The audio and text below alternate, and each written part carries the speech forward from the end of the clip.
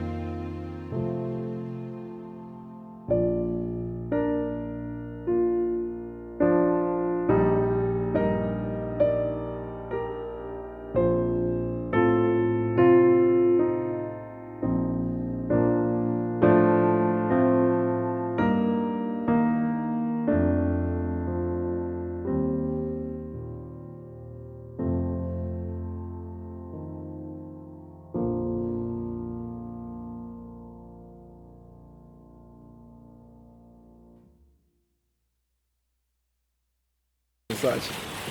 This Beautiful. then serves as our pre-reception area. Stunning. So guests are gonna move from the 2 here. I do 2 cocktail tables. Yes, I mean, if you like 2 cocktail tables, there are 2 cocktail tables across. Okay. Further down there we do maybe 3 or 4 wooden tables with these chairs around. Okay. And then your menu comes with pre-snacks and pre-drinks. Yeah.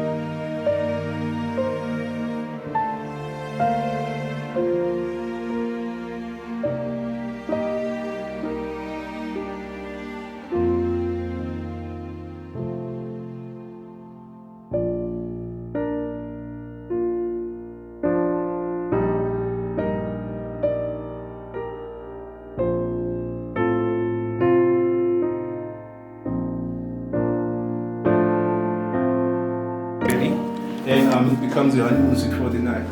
But what we're gonna be doing, we're also modernizing this. Yeah. What you'll see in the guest house is the look and feel that we are bringing here. We're gonna change the bathrooms, we're gonna change stuff, but you get amazing pictures of this mirror, man. Yeah.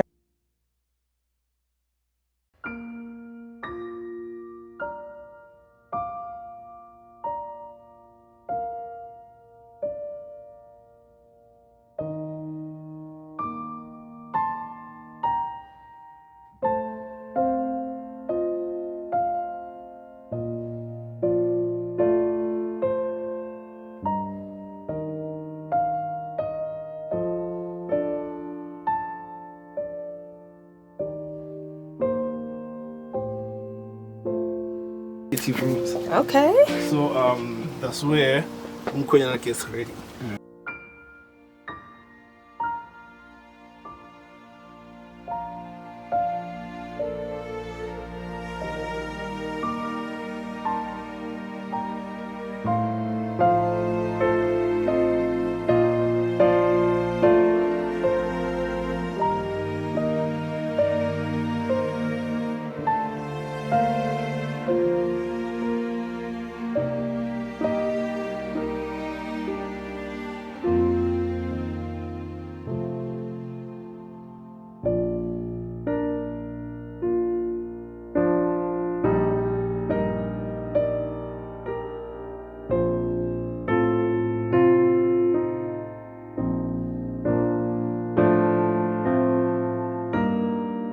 Yeah. Oh yeah, shower. Oh, but it's huge. What, the shower? You can lie down in the shower. Yeah, you could. You could. Turn this into a pot. Just put a stopper underneath.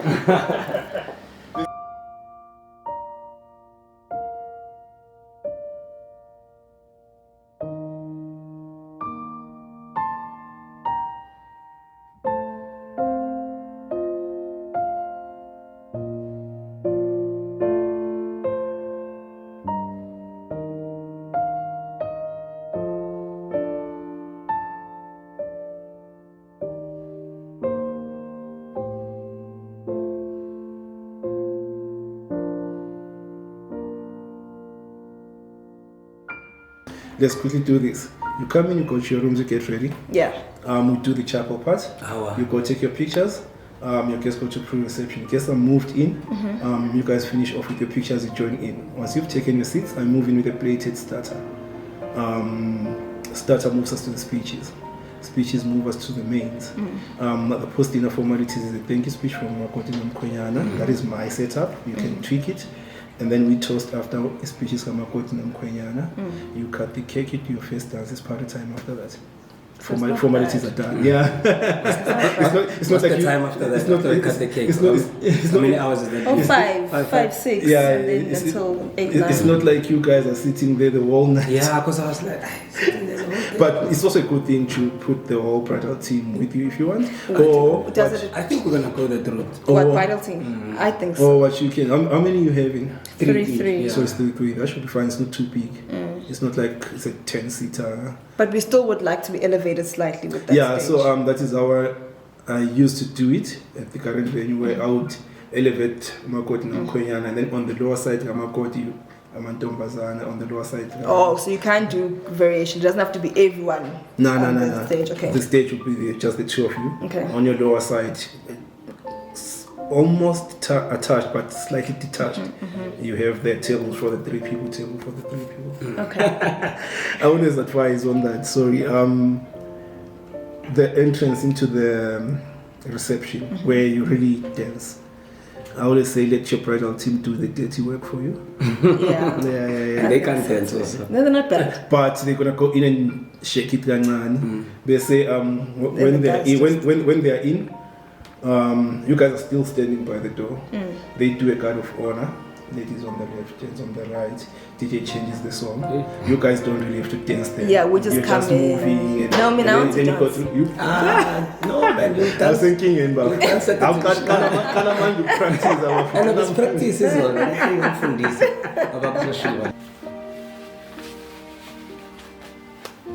Alright, so you would have just seen the venue that we decided to go for, and it is called Jolie. I don't know how to pronounce it. I'm not French, so I don't want to butcher it, but that's the venue that we went for. This venue is based in Rijnsburg in Roodepoort, and the website describes it as a charming countryside restaurant and wedding and function venue surrounded by breathtaking gardens with cascading fountains and tranquil water features, which is absolutely true. Okay, absolutely true. Yeah, honestly, when we went to this venue, we were blown away, and we were drawn to that aesthetic, that rustic vibe, the greenery. You want to feel like you're just surrounded by a whole bunch of trees and flowers and all of that stuff, and we absolutely love that. I remember after viewing the venue for the first time and we went home to go report back to our moms and our family members, my mom was just like, yeah, no, I'm not feeling it. And I was like, girl, okay, I can't say girl to my mom, but I was just like, sis, still wouldn't say sis, but you guys know what I mean. I was like, you need to see the vision, okay? Look, don't even pay any attention to these old chairs and old whatever, because that can be changed, but you need to see the vision. And I'd like to believe that in the end that she did, and so did everyone else. They were just like, girl, your wedding was beautiful, okay? Oh well, thank you guys. We tried. Anyways, let me give you guys the reasons why we decided to go for this venue. There are quite a few, and yeah, I'm so sorry if the lighting keeps changing. Unfortunately, I do not have a ring lights or artificial lights anymore, so I'm relying on natural lighting, and the sun keeps coming and going. It doesn't know whether it wants to be here or whether it doesn't want to be here. It's like winter wants to leave, but it doesn't want to leave. So you know what, this is going to be the situation throughout the video. I'm so sorry.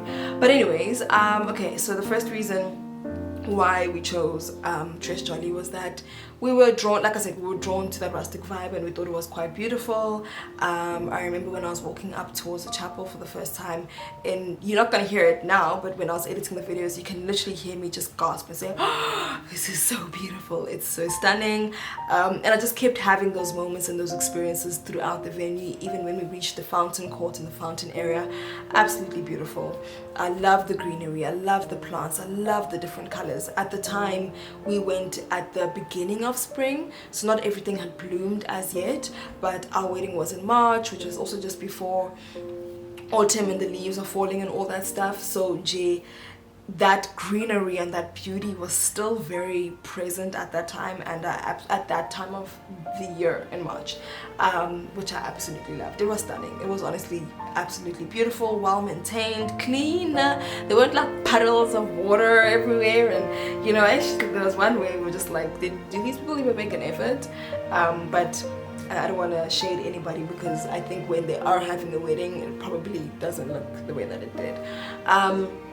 So yeah, we were quite drawn to that. I also like the fact that they only host one wedding a day, but to be fair, they only have the one chapel anyways, although you could do something in the garden area if you wanted to have a garden wedding and then have the reception inside, which I don't think garden weddings are for me, as much as they're really stunning and they're beautiful, but it's also, it can come with a little bit of discomfort, and I did not want that. So yeah, so we like the fact that, you know what, it will just be our day. We'll have the venue throughout the day. There's not going to be a whole bunch of people coming in and out, and other guests for other wedding venue, for a different wedding that's getting lost and just all that stuff. No, it was just going to be us and about us that day. Another thing that we liked about it, of course, was that it was within our budget. Weddings can become extremely expensive, especially with the miscellaneous and the additional costs that just come up out of nowhere. So you do need to be quite strict to whatever budget that you guys choose to go with. And yeah, we did. We were just like, you know what, we can't exceed a specific amount for the venue and the price per head for the guests. Bear in mind, we were also having a medium to large wedding size of 130 guests, so that can be a bit taxing when you have to pay for each individual per head. I mean, there were wedding venues that were charging 1.5 per head, and for me, I was just like, with 130 guests, is that practical? Unfortunately not. If we were having a wedding of about 50 people, different story entirely. So yeah, it was within our budget and we were quite happy with that. We also got a few additional incentives. I'm not going to mention those incentives just in case that you don't get them if you go there, but it could be, I won't say what we got, but it could be the likes of a voucher or a discount for something that you would ordinarily have to pay for. If you wanted additional features or additional things, they will charge you for that. They could either give you a discount or give it to you for free and just throw it in there into your package. It could be just a complimentary guest room as well for your guests to be able to stay on the premises instead of them having to travel from afar. It honestly could be anything. So we got a few incentives as well, which were like, you know what, we could benefit from this, and I think it would be a little bit easier than not having it or having to cough out more money for it. So we were quite happy about that, but please don't shoot me or shout at me or judge, whatever. Please don't come for me, essentially, if you don't get that. I think it does also depend on the wedding coordinator. You might have one that doesn't operate that way and doesn't feel the need to give incentives. The one that we had was more than generous and really kind enough to give that to us. Another reason why I went for the wedding venue is our wedding coordinator was absolutely amazing. We spent 2 hours at that venue for the first time, and I don't know if it's a smart thing. He did say that he's not a sales guy, he's not here to pitch everything to us, but he's just here to show the beauty of that venue, and he did exactly that. But we couldn't envision ourselves being there. He created an experience for us. It literally was just an experience, and he ran through everything. I think you know, when you're getting married for the first time, you don't know what you don't know, and I think he was absolutely amazing in that aspect of things, and actually just telling us that, oh no, this is generally how people do things, or this is the common thing, or this is uncommon, or you know, you should consider this, you should consider that. And this was irrespective of whether we're going to choose his venue or not. I think he was just really assisting us as a young couple, and also just trying to find our feet and find our bearings and what's the right questions to ask, what are the right things that we should be looking for.